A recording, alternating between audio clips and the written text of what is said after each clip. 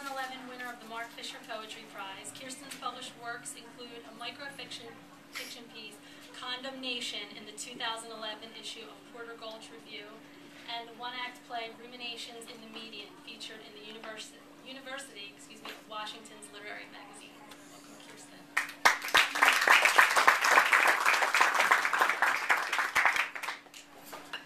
This is my first time in Pennsylvania. It's kind of cool.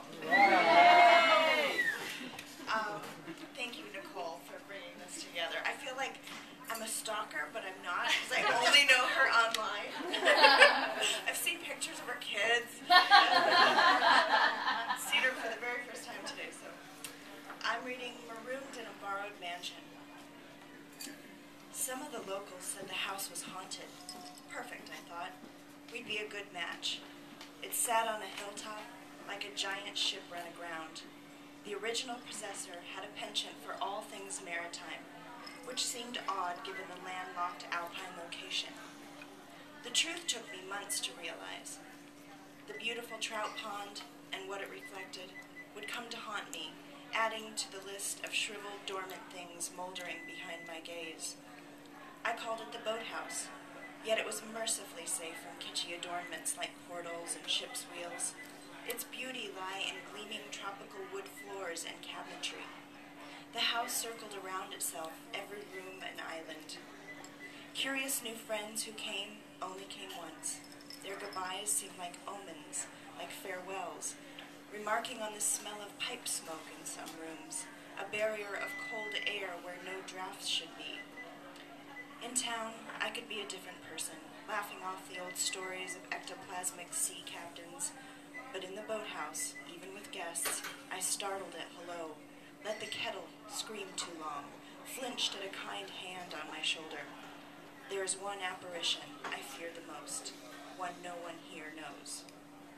I assumed the caretaker position that autumn to save money, I had said, worry about my own life, and restore my sobriety. I knew, though, I was punishing myself in some elaborate and decadent way. I was fully aware of the siren-like effect of the trout pond, the golden-coined aspen whispering in the wind.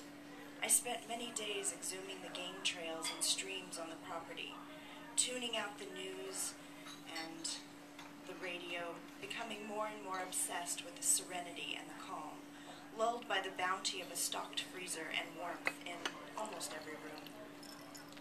Slowly I began to see the pond as a reflection of all the things I couldn't face, the mirror surface reflecting the house in still time, but when the wind troubled the water, a blurred image of her surfaced.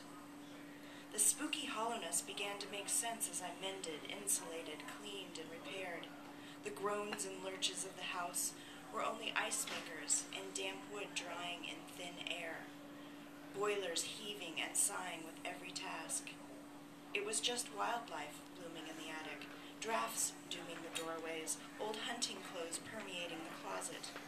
The house was the house. I was merely an interloper, privy to its secrets.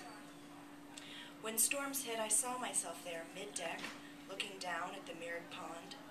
Below, only concentric circles of rising fish disturbed the image of me, the stowaway in the window.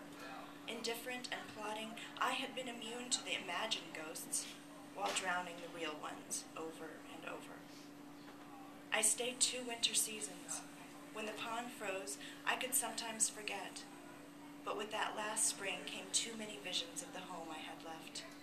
I saw clearly the child I had abandoned, her gray eyes meeting a dark stranger's, a stand-in for me, I supposed.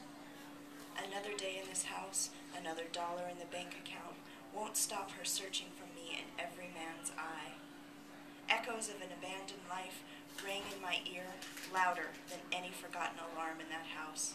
If I hadn't known it all along, I surely knew it now.